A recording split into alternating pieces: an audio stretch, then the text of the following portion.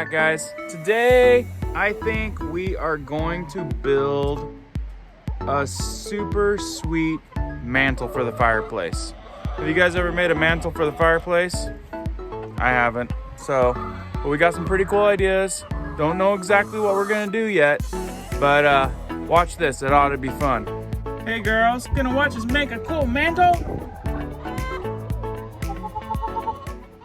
Hey guys, so what we're doing today is we've got this big beam right here, and what we did is we ripped it down with the chainsaw and cut this big old groove right here. What we're gonna do is we're gonna stick it on the fireplace as a mantle.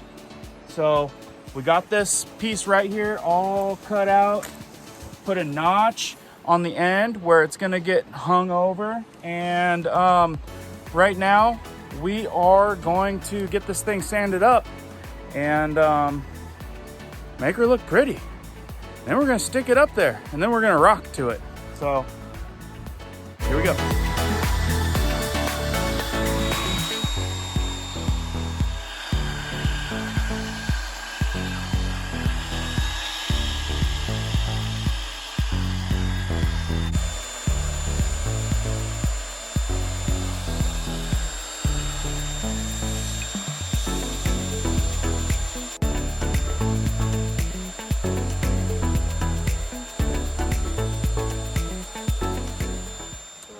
Okay guys, that's it's looking real good.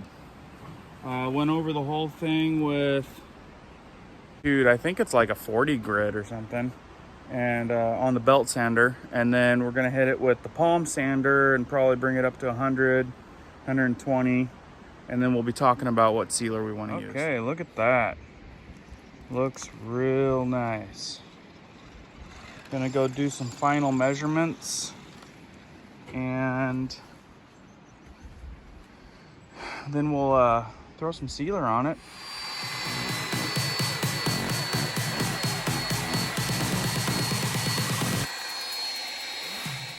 Okay, so what we're gonna do now is we took a vote. We're like, do we want the veins to really pop or do we want it to look blonde? And the vote showed that more people wanted the veins to pop a little bit more. So to make it look a little more rustic and a little more powerful, we're gonna go ahead and torch all the wood grains on this beam, and it's gonna make that wood grain pop. Check this out.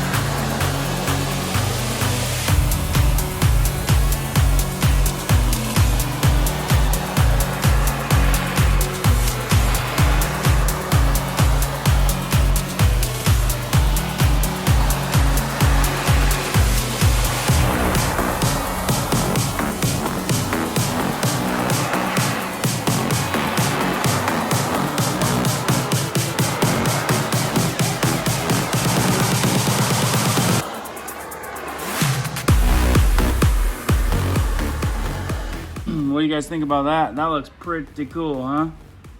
Sweet. So firing those grains really made them pop. I think it's gonna look super, super pretty. He's got this side sealed. He's working on this side right here. Man, it's gonna look rich. Okay, so honestly, this beam's kind of an evolving project, right? Like, we thought, all right, let's just stick this big chunky beam up there. And then it turned into, let's notch it out so it looks a little bit recessed. And then it was like, well, let's shift it in and make sure that it cuts that angle. All right. Now we're like, oh, let's fire it and make those grains pop. So it's probably gonna turn out pretty darn cool. Nathan's doing the sealer on it right now, and we decided to go with Helmsman semi-gloss sealer, and the purpose of that was the rocks on the fireplace are going to be kind of a matte, a matte dry look, so that contrast of matte and glossy is kind of what we're going for. Plus, the wife's going to want to throw up a few decorations up there. She dusts, she cleans, and a smooth, shiny finish on there is going to be a lot easier to clean dust and whatnot. Let's see how Nathan's doing.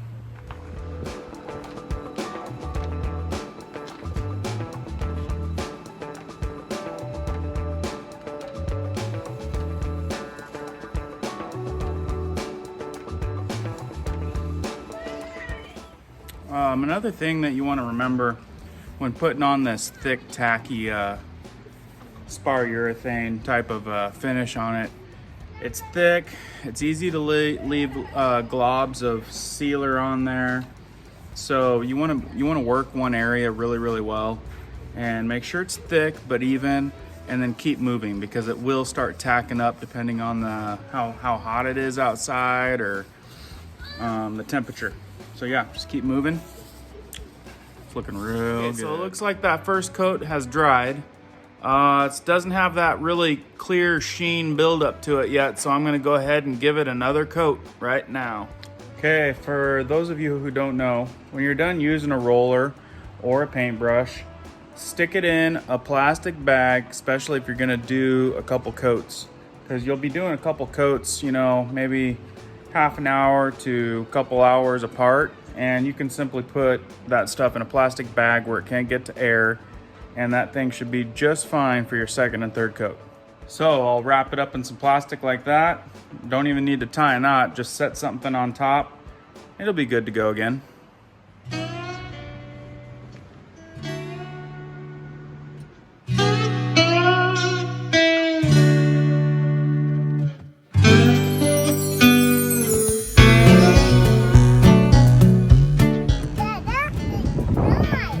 It does look nice. Well, guys, ooh, a little breeze come up.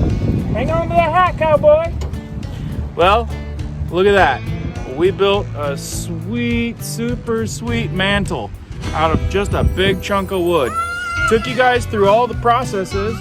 Yeah, it's ready to go up on the wall. Okay, guys, so I'm back here with the chimney. I'm behind the fireplace framing. I had to remove some firewall, which is pretty normal these days. It was just a few screws. It wasn't a big deal. But can you see that?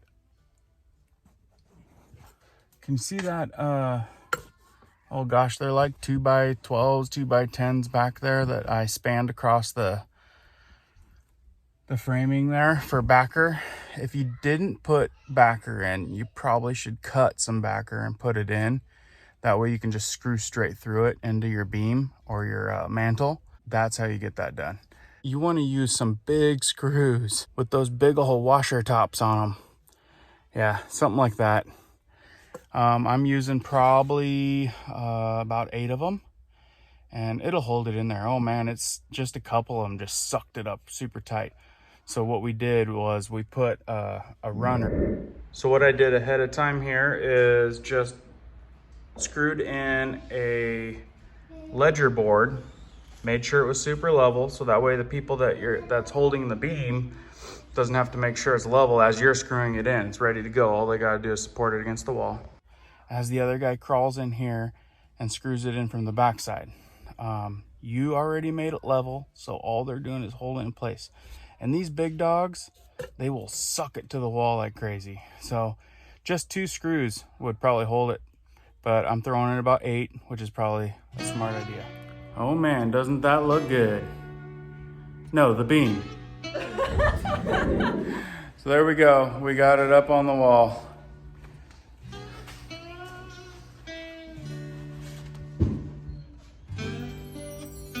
Ready to finish that rock down to the bottom.